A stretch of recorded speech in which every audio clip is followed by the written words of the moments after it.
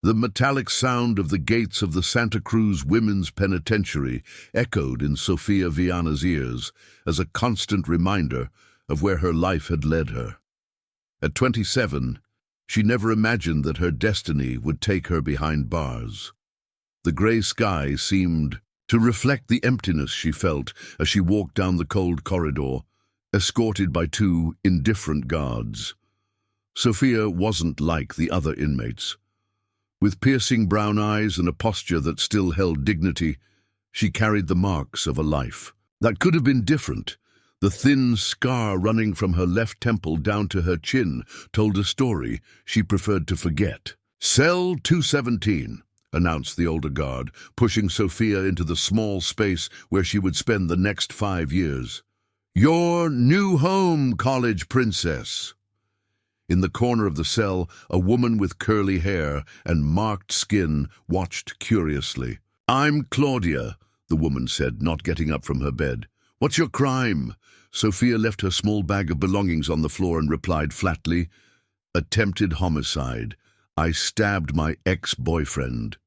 Claudia whistled softly. "Damn, did he die?" "No, unfortunately." The cold sincerity in Sofia's voice made Claudia smile for the first time. "I think we're going to get along, Sofia." That first night, lying on the thin mattress, Sofia relived the moments that led her there. The images came in painful flashes.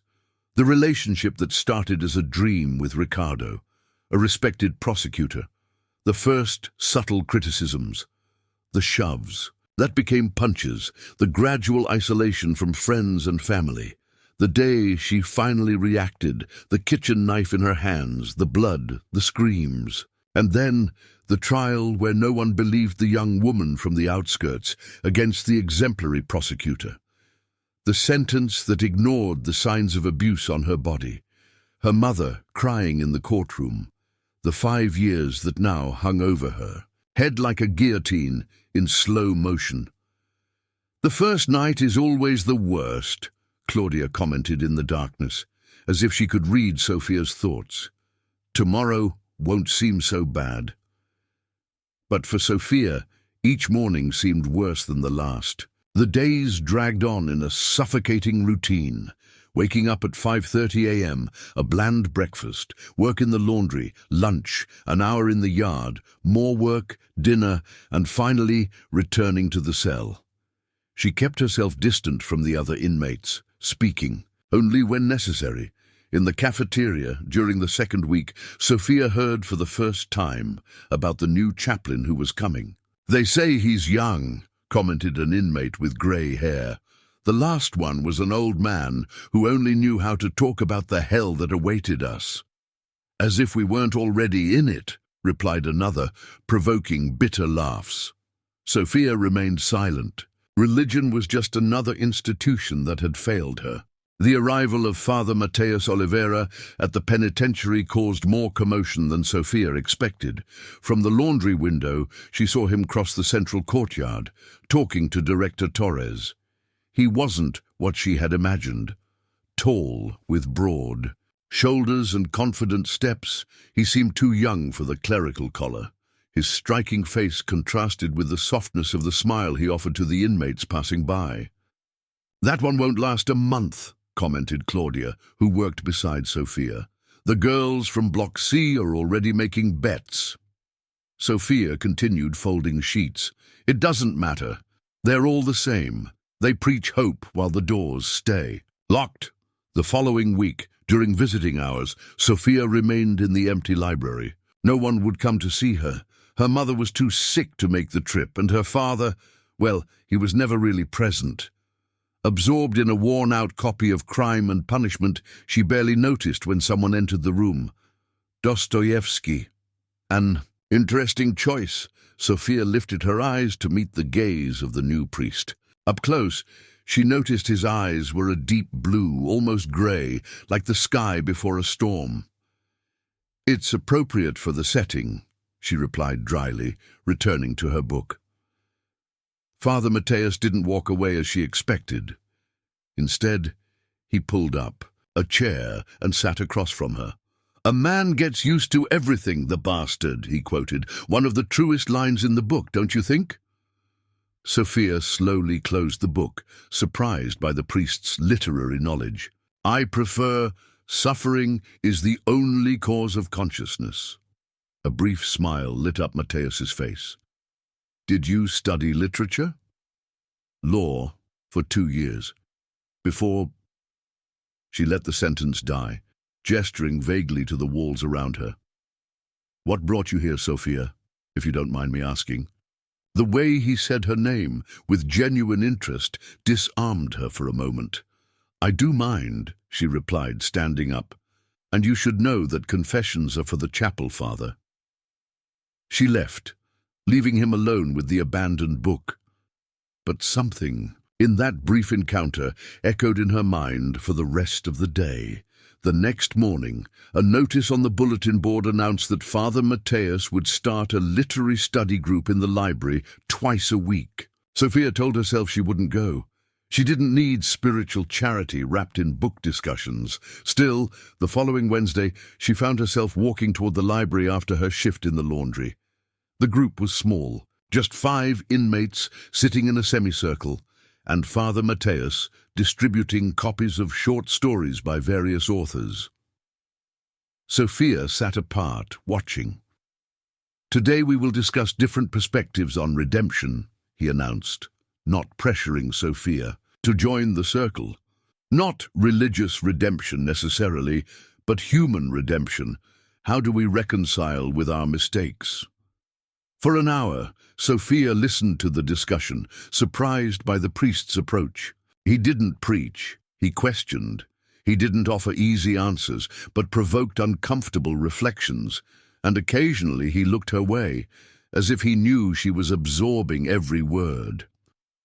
When the group dispersed, Sophia stayed, flipping through one of the stories. "You have an interesting view on guilt," she said finally, breaking the silence. "For a priest." Matthäus was putting the remaining books back on the shelf. "Maybe because I carry my share of it." The unexpected response intrigued her. "I thought you all had a free pass through confession." He laughed, a genuine sound that seemed to light up the austere room. "It would be convenient, wouldn't it? But some guilt stays with us, absolution or not." In that moment, something subtly changed between them. A small door opened. The following weeks brought a new routine for Sophia. In addition to her work in the laundry, she now attended Father Matthäus's literature group and occasionally went to Sunday Mass. Not for faith, she told herself, but for the quality of the reflections. During one of the sessions in the library, while discussing The Stranger by Camus, Sophia found herself in a heated debate with the priest about morality and society. "The protagonist isn't punished for the murder," Sophia argued, "but for not crying at his mother's funeral. It's the social hypocrisy that condemns him." "Maybe," replied Matthäus, leaning forward, "but doesn't individual responsibility also transcend social expectations?" Their eyes met, and for a moment all the other inmates seemed to disappear. It was as if they were speaking in a code only they understood. The atmosphere was broken by a piercing alarm, lockdown, the standard procedure when an incident occurred. The guards quickly appeared to escort the inmates back to their cells. "We'll continue next week," said Matthäus, as Sophia was escorted out. "If you don't give up on us by then," she replied, with a hint of a smile she rarely showed. "I don't give up easily, Sophia." The way he said her name lingered in her mind throughout the night. The incident that caused the lockdown was a fight in Block C. It wasn't uncommon. The tension in the prison was like a powder keg waiting for a spark. And the spark came in the form of Vanessa Prado, a new inmate transferred from another facility, known for her violent temper and for leading a group controlling the internal drug trade. In the second week after her arrival, Vanessa approached Sophia in the corridor leading to the cafeteria. "So, you're the priest's girl," she said, blocking the passage. Two accomplices flanked Sophia on each side. "I don't know what you're talking about," Sophia replied, keeping her voice steady despite her racing heart. Vanessa stepped closer, her hot breath against Sophia's face. "Everyone sees how he looks at you, how you look at him. It's pathetic." "Get out of my way!" Sophia tried to pass, but was shoved against the wall. Her head hit the concrete hard, making her vision momentarily darken. "You think you're special because you read books with the handsome priest. In here, you're nothing," Vanessa whispered, pressing her forearm against Sophia's throat. What happened next was quick. Sophia tasted the metallic blood as her lips split against her teeth. Instinctively, she reacted. 3 years of self-defense classes after the first violent episode with Ricardo weren't in vain. Her knee hit Vanessa's stomach with precise force, making her stagger back, gasping for air. The other two advanced, but the sound of footsteps interrupted the attack. "What's going on here?" Father Mateus's voice echoed down the corridor. The aggressors backed off, assuming postures of false innocence. "Nothing, Father," one of them replied. "Just a conversation between friends." Mateus looked at Sophia, noticing the blood on her lip and the way she leaned against the wall. "This conversation is over," he declared with surprising authority. "Vanessa, Director Torres wants to speak with you about last week's incident." It was a lie, Sophia realized, but it worked. Vanessa shot a last threatening look and walked away with her accomplices. "Are you okay?" Mateus asked, approaching Sophia as soon as they were alone. "I'm used to it," she replied, wiping the blood with the back of her hand. "We need to take you to the infirmary." "It's nothing. Sophia," his voice took on a tone that brooked no argument. "You might have a concussion." Reluctantly, she allowed him to guide her down the corridor. His hand on her elbow was firm but gentle, a touch that sent small waves of warmth down her arm. In the empty infirmary, an unfriendly nurse cleaned the cut on Sophia's lip and checked her vital signs. "No concussion, but you'll have a nasty bruise," the woman declared before leaving to attend another call. Alone, an odd silence hung between Sophia and Mateus. "How did you show up at the right time?" she asked finally. Mateus smiled slightly. "Maybe God has his plans. Or maybe you were following me. I was heading to the cafeteria," he explained. "But maybe I was paying more attention to your path than I should have." The honesty of the response surprised her.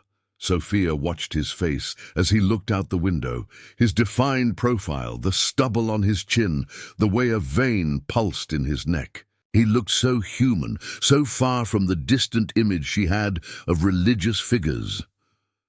"Why did you become a priest?" The question slipped out before she could hold it back. Mateus turned his gaze back to her, with an expression that mixed surprise and something deeper. "It's a long story," he answered. "I have 5 years ahead of me. Time is what I have plenty of." He laughed, sitting in the chair beside the cot where she was lying. "I had another life before. I was engaged. I worked in marketing, made good money. What happened? My fiancée. She died in an accident. A drunk driver. I was driving." His voice faltered slightly. "After that I fell into a hole of guilt and self-destruction. Faith is what saved me." Sophia absorbed the information in silence. Suddenly, the figure of the perfect priest turned into something more complex. A man marked by tragedy, seeking redemption. "You still blame yourself," she observed, not as a question. "Every day," he admitted. "That's why I chose to work here. Because I understand what it's like to live in prison, even when the bars are invisible." His gaze met hers, and Sophia felt something stir inside her, a connection that went beyond the words exchanged. "Why did you tell me this?" she asked, softly. "Because you look at me as if you want to see beyond the collar, and maybe I want to be seen." The following weeks brought a subtle change to the penitentiary's routine. Sophia started helping organize the library, a task that coincided with the hours Father Matthias worked there. Claudia noticed her cellmates' frequent absences. "You and the priest are getting pretty close," she commented one night while Sophia read before bed. "We're just working in the library, that's all."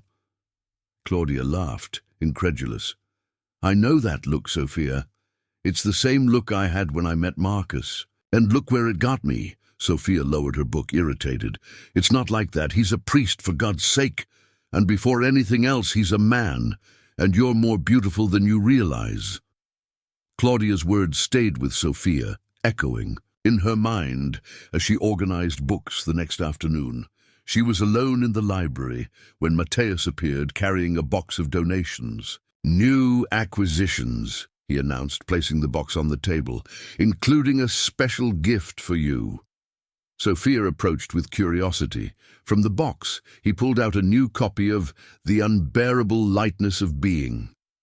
"You mentioned you've never read it," he explained, handing her the book. "I thought you might like it." Sophia took the book, her fingers brushing his in the process. The touch, though brief, sent an electric jolt through her body. "Thank you," she said, trying to ignore the feeling. "You didn't have to." "I wanted to." The silence that followed was charged with something neither of them dared to name. Sophia opened the book, flipping through the new pages, feeling the fresh paper's scent. "There's an inscription," Matthias noticed, pointing to the first page. Sophia went back to the beginning and found elegant handwriting. "For Sophia. Chance is like a slight thread of music that connects us. Matthias." She looked up, finding his gaze fixed on her lips. A familiar warmth spread through her chest. "It's a beautiful quote," she managed to say. "From the book itself. I thought it was appropriate." They were too close now, just a few inches apart. Sophia could feel his breath, see the details of his eyes, the small, darker blue spots within the grey. For a moment she thought he was going to lean in closer, that the unbearable tension would finally find resolution. Instead, Matthias took a step back, running a hand through his hair in a nervous gesture. "I should. There's paperwork waiting for me in the office." He left in a hurry, leaving Sophia with the book in her hands and a confusion of feelings in her chest. That night, Sophia couldn't sleep. The words of the book, mixed with forbidden thoughts of hands that shouldn't touch her, lips that belonged to God. It was wrong, she knew, dangerous, and yet she had never felt so alive since entering that place. During Sunday Mass, she watched Matthias lead the service, speaking about forgiveness and new beginnings. Their gazes met several times, each encounter loaded with unspoken meanings. After the ceremony, while the other inmates returned to their wings, Sophia stayed, pretending to arrange the hymnals. When the chapel was empty except for the two of them, she approached the altar where Matthias kept the vestments. "The sermon was beautiful," she said, stopping a few steps from him. "Thank you. I saw you in the back row." "I always sit there." "I know. I always notice." The confession hung between them like a dangerous promise. Matthias, the use of his name, without the religious title, changed something in the air between them. He stared at her intensely. "You shouldn't call me that. It's your name, isn't it? It's different and you know it." Sophia took another step forward. "What's going on between us?" The question, finally verbalized, felt like a line crossed with no possibility of return. Matthias closed his eyes briefly, as if seeking strength. "Nothing can happen, Sophia. You know that." "But it's happening, isn't it?" He didn't respond with words. Instead, he stretched out his hand and lightly touched the scar on her face, a touch as soft as a prayer. Sophia held her breath, feeling the warmth of his fingers against her skin. The sound of footsteps in the corridor separated them instantly. A guard appeared at the chapel door. "Father Matthias, Director Torres would like to see you in her office." "I'm coming," he replied, his voice surprisingly steady. The guard shot a suspicious glance at Sophia before leaving. "This can't continue," Matthias said, his voice now an urgent whisper. "I'm compromising my vows just by thinking about you." "So you think about me?" Sophia couldn't help a small smile. "Sophia, please, this is serious." "Life is too serious, Matthias. I've already lost 3 years of mine in here. I don't want to lose anything else that makes me feel alive." She turned to leave, but he grabbed her wrist. "Meet me in the confessional tomorrow after lunch." The confessional room was actually a small cubicle divided by a wooden screen, offering the illusion of anonymity. When Sophia entered at the scheduled time, she felt her heart beating so loudly she was sure he could hear it from the other side of the divider. "Hello," Matthias's voice came softly through the screen. "This is ironic, don't you think? Confessing what we haven't done yet, but desire to do." There was a moment of silence, then a deep sigh. "Sophia, I didn't sleep the whole night thinking about what to say to you." "And what did you decide?" "That I should request a transfer to another unit, maybe another state." Sophia felt as though something cold poured inside her. "You're going to run away." "I'm going to do what's right." "What's right for whom?" Her voice rose slightly. "For your superiors. For a God who seems to have forgotten this place. For both of us." "What do you think would happen, Sophia? I already have trouble looking at myself in the mirror knowing what I feel. And you'd be punished. Solitary confinement, loss of privileges, maybe transfer to a maximum security unit." Sophia pressed her forehead against the divider, feeling the world crumble again. "So it's better not to try? Is that the great lesson you preach on Sundays? What do you want from me?" His voice had a note of desperation. "I want, for once, someone not to give up on me. That for once, something good is not taken away from me." The silence that followed felt eternal. Then, to Sophia's surprise, she heard the sound of the door on the other side opening and closing. Had he left? Hot tears began to form in her eyes. Once again abandoned, suddenly the door on her side of the confessional opened. Matthias was there, his face contorted in an expression of torment and decision. "This is madness," he whispered, and then his lips were on hers, urgent, desperate, like a man finally drinking water after days in the desert. Sophia responded with equal intensity, her hands tangling in his hair, pulling him closer as if she could merge their bodies. The kiss lasted only seconds, but it seemed to rewrite everything Sophia knew about desire and connection. When they pulled apart, breathless, the reality of what they had done hung between them like a sentence. "Forgive me," he whispered, pressing his forehead to hers. "There's nothing to forgive," Sophia replied, feeling for the first time in years that maybe, just maybe, her soul wasn't irreparably lost. The days that followed were an exercise in restraint. In public, Sophia and Matthias kept a careful distance, limiting their interactions to necessary ones during the literary group sessions or religious services. But their glances told another story. Long, silent exchanges laden with promises and guilt. They developed a system, notes hidden in specific pages of books in the library, coded conversations during group discussions, stolen moments in the shadows of the chapel after Mass. Each encounter was brief, tense, electric. A touch of hands, a desperate kiss, whispered confessions against skin. "This is going to destroy us," Matthias said one afternoon, while they were hidden in the library's storage room. "But I can't. Stop." "Then don't stop," Sophia replied, her fingers tracing the contour of his face. "Maybe destruction is preferable to emptiness." Claudia knew, even without Sophia confirming it. She saw her cellmate return from certain library sessions, with bright eyes and swollen lips. "You're being careless," she warned one night. "The walls have eyes in here." I don't know what you're talking about, Sophia lied, though she knew it was useless. Vanessa and her group are already spreading rumors. It's only a matter of time before it reaches Director Torres. Claudia's warning weighed on Sophia, but not enough to stop her. Her relationship with Mateus had become like oxygen, forbidden, impossible, but absolutely necessary for her survival. On a Sunday afternoon after Mass, Sophia waited for the chapel to empty. It was risky, but they had agreed to meet. The minutes passed, and Mateus didn't show up. Anxiety started to grow in her chest. Something was wrong.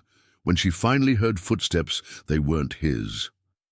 Director Torres entered the chapel, her face a mask of disapproval. "Praying, Viana?" she asked with false sweetness. "Or waiting for someone?" Sophia felt the blood freeze in her veins. "Just enjoying the silence, Director." Torres approached, her heels echoing on the stone floor. "You know what I despise most, Viana? It's not the criminals, it's the hypocrites. I don't know what you're talking about. Father Mateus won't be coming today. He's in an important meeting with the bishop. It seems there have been some concerns about his conduct here." Sophia kept her face impassive, despite the growing panic. "I hope everything is fine. He's been doing a great job with the literary group." Torres smiled, a cold gesture that didn't reach her eyes. "Of course he has, particularly with certain participants." She turned to leave, but stopped at the door. "One last thing, Viana. There will be a surprise search in the cells of Block B tonight, just a standard procedure." The warning, disguised as a threat, was clear. Sophia returned to her cell with her heart racing. "Surprise search tonight," Claudia warned as she arrived. One of the cleaners overheard the guards talking. "Torres just told me," Sophia replied, starting to flip her mattress. "I need to find the letters." For weeks, Sophia and Mateus had exchanged letters, intimate confessions, reflections, poems, tangible evidence of what was happening between them. Sophia kept them in a crevice in the mattress, protected in a plastic bag. "Shit, they're not here," she murmured, feeling the panic grow as she searched the empty hiding place. Claudia watched her, worried. "Maybe you hid them somewhere else?"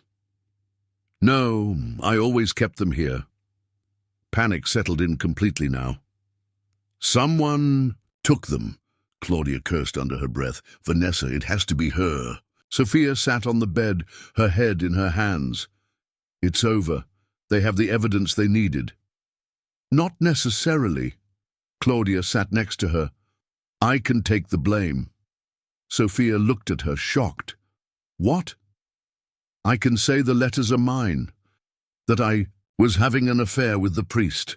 I'm already serving 15 years. What more can they do to me?" The offer, as generous as it was absurd, made Sophia's eyes well up. "I can't let you do that." "It's what we do for each other in here, right? Protect each other." Before Sophia could respond, the alarm went off. Surprise search.